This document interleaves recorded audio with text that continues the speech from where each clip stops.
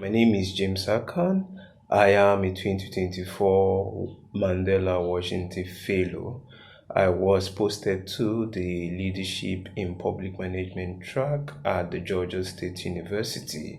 So I've had over 60 people reach out to me to ask for mentorship, and I think at this point it is important to make this video. So first I will start with sharing the experience of what you start to benefit if you are selected for the Mandela Washington Fellow. First, you would have an opportunity to meet with an exceptional team, an effective team that will be like a compass to you around your institution. I was posted to the Georgia State University, and we had an amazing mother, Dr. Hill, who with her team we were able to coordinate activities and also ensure that we participate fully in all our activities, structured and unstructured. So the team were exceptional, they were welcoming, they were hospitable, and I know that most universities, most institutions also had the same feeling to say about their universities. So the second thing you're going to be experiencing when you are selected is that you are going to have coaches and peer collaborators. Coaches. The coaches, you're expected to have a focused project that you're going to be implementing back home when you get back to your country. You're not just going to the fellowship to have fun.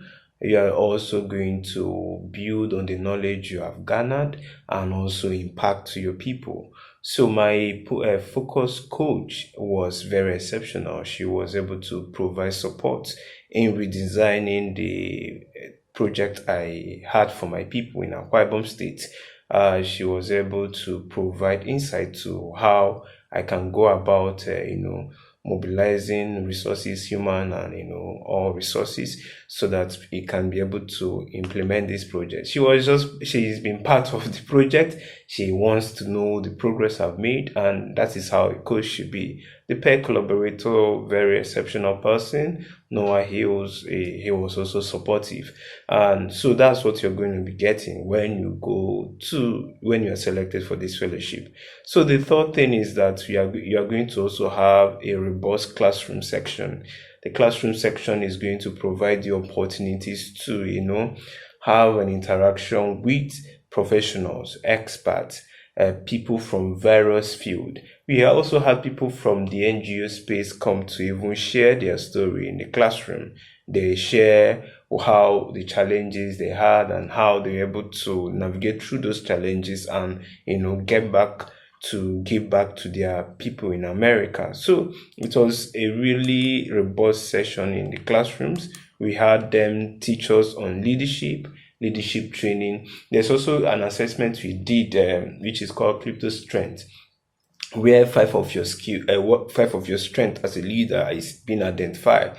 Then you'll be able to know how to work with a team, how to work effectively with a team so that you can achieve a common goal, and how to also use that strength, because some are strengths, some are also weaknesses. So how to build on your strength and also build on your weaknesses so that you can actually be an effective leader and also a servant leader. So the other one is that we had wonderful networking sections. Wonderful in the sense that when you go selected for this fellowship, you have opportunity to network with professional and experts. We have people from the World Bank, we have people from different top organizations come to network with us.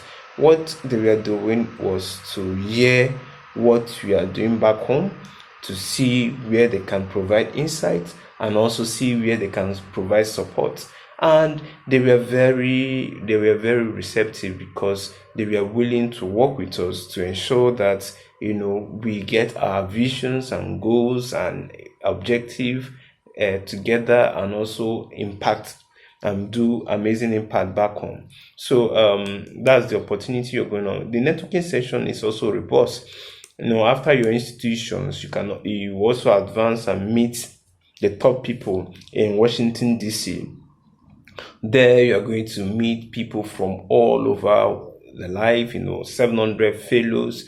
You meet we meet people from IREX. You meet people from the White House. You meet people from the government. You meet people from the NGO. You said, as you can think, there were so many opportunities to network, and if you adequately utilize the networking sections, you are not definitely going to remain the same, because one of the key things for you to do is how you are going to support your organization, or how you're going to acquire the needed skill when you go back to your place of work, or any place, whatever it is that you're doing back home, how you're going to build on the knowledge you've already gathered to impact and make positive impact in that organization that you are running, or the place you are working. So that is the essence of this networking. If you are working in the NGO space, how you can actually work with the network to mobilize resources to to support the project have at hand. So that's the essence of the networking session. Depending, the people in business, they also leveraged on it, because some institutions also gave grants to people who had exceptional pitches in their businesses. And I know friends who won very good amount of dollars, when it comes to their pitching. So that's the essence of the networking session. I had a friend also who benefited immensely, because her business got a huge support because of this networking section. So do not take anything for granted when you are selected, because those networking sections are going to be great for you moving forward. So another thing we also had was the site visitations. We had very beautiful site visitation. One of the things that caught my heart was the civic center, the Martin Luther King home.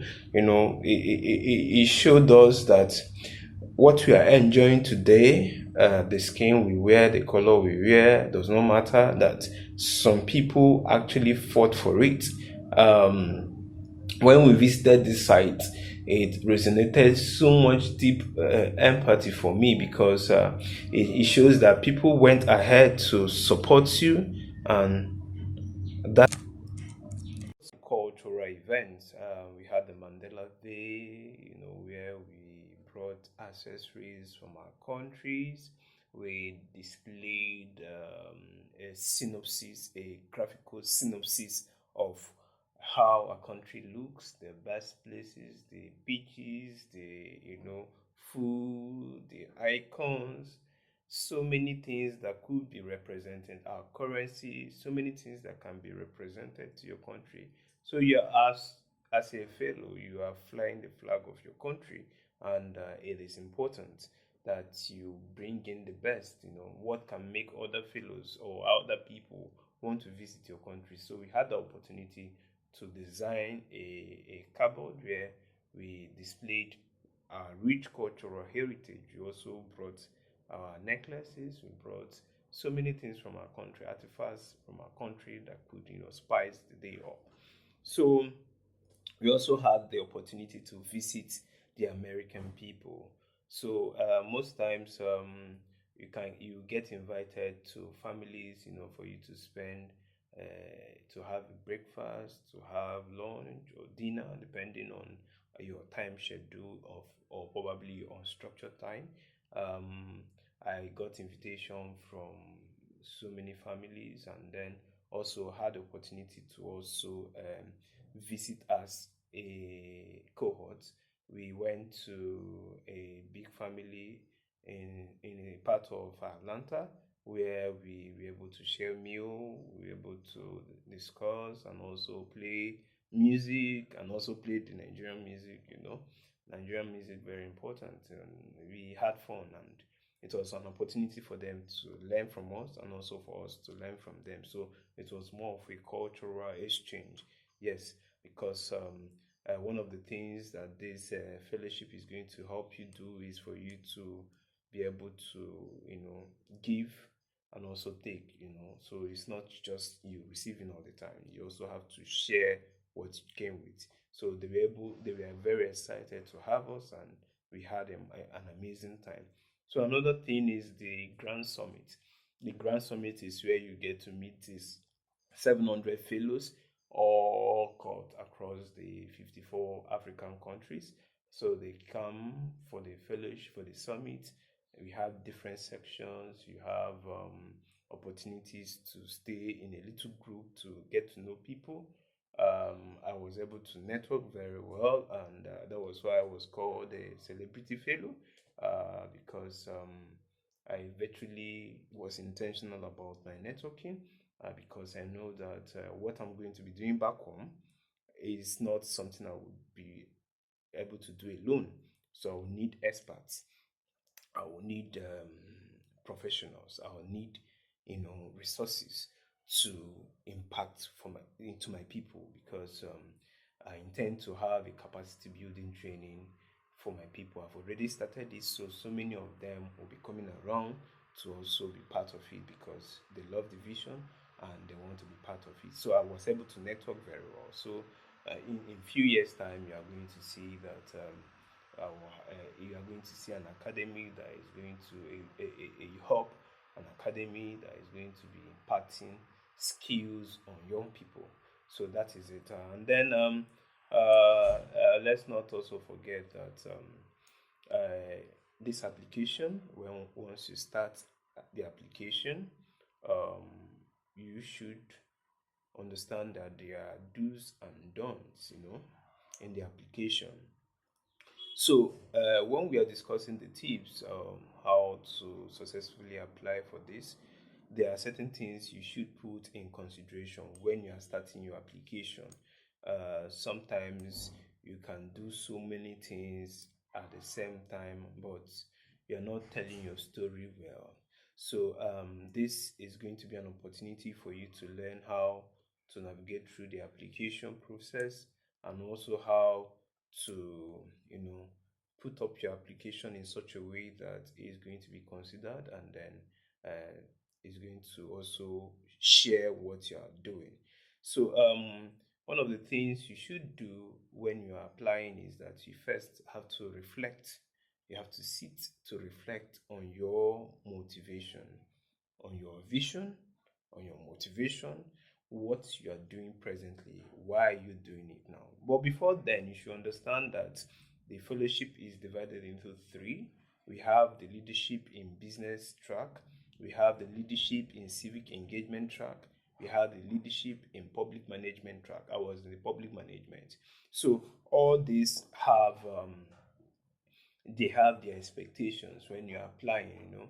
When you're in the business track, you should be able to give us a track record of what you are doing, how your business have moved from the challenges it has, how you've been able to overcome those challenges, and how your business is impacting its immediate community, and what you intend the business to become when you participate in the fellowship. What is the present state now, and what it is going to be when you come back from the fellowship. So, and then you should also know that all this, before you can even start a business of your own, you should have a vision. You should have something that you want to give back to your people. And one of the things that people have not been able to really define well is how to tell their story. Yes, for all the application processes, you must be able to give a good story to what you are saying. You must be able to pitch your story in such a way that, yes, is going to resonate to the people who are reading it, and also they say, yes, this person is on track and knows the vision he has and his mission, and also know what he or she is set to accomplish. So let's dive into the application process.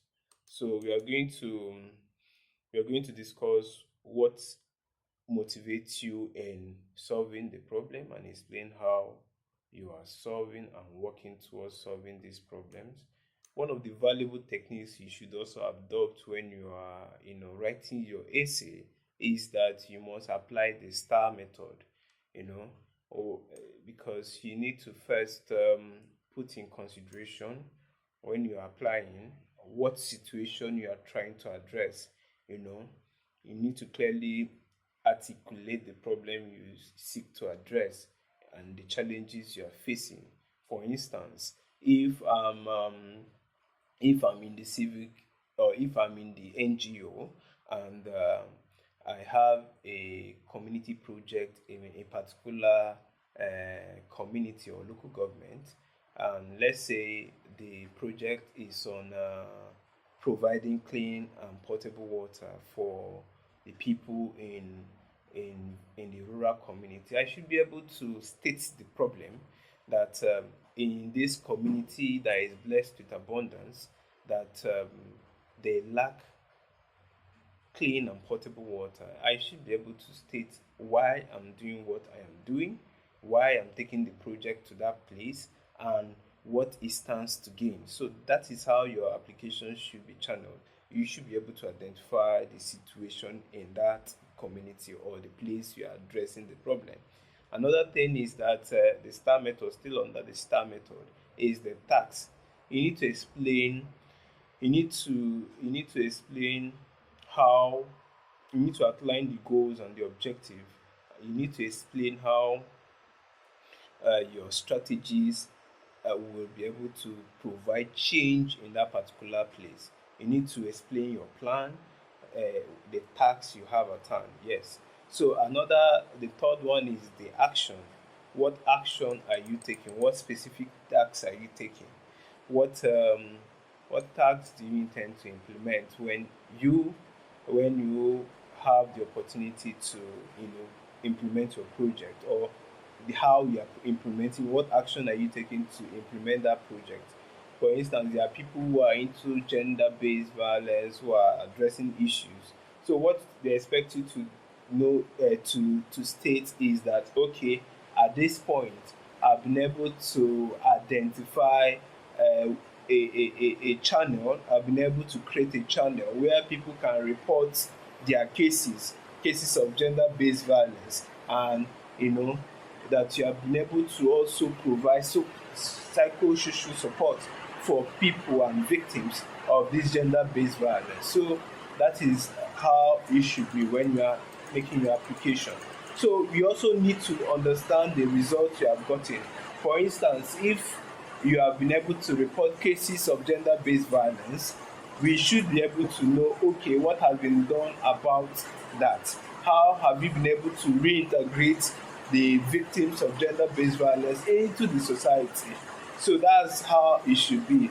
So you should be able to state this result, so that in this your essay, so that people can really understand where you are going to.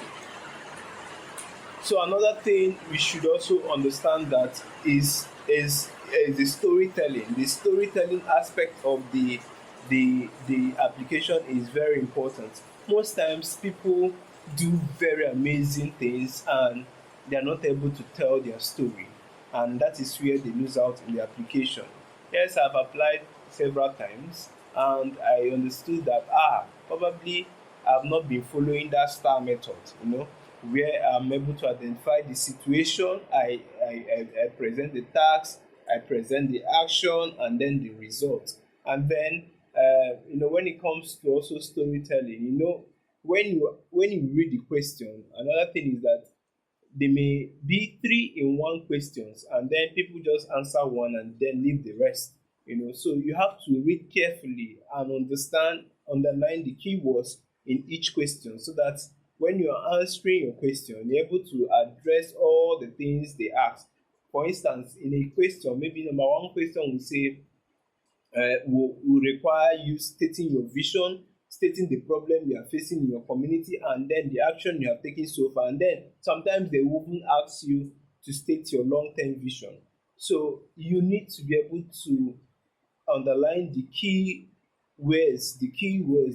phrases in each question, so that when you are answering them, you do not miss out on anything. And then remember that this your application, this your essay has limited words, so you must bring in your thoughts. You must be able to summarize your thoughts in such a way that you will include everything that you have done, it may be in 2 3 lines, and then also when you are addressing the other issues, you also include them in 2 3 lines, so that you'll be able to incorporate all and have a wonderful essay. So I wish you the best as you apply for this. And if you have other questions, you can come to my comment sections and ask your questions.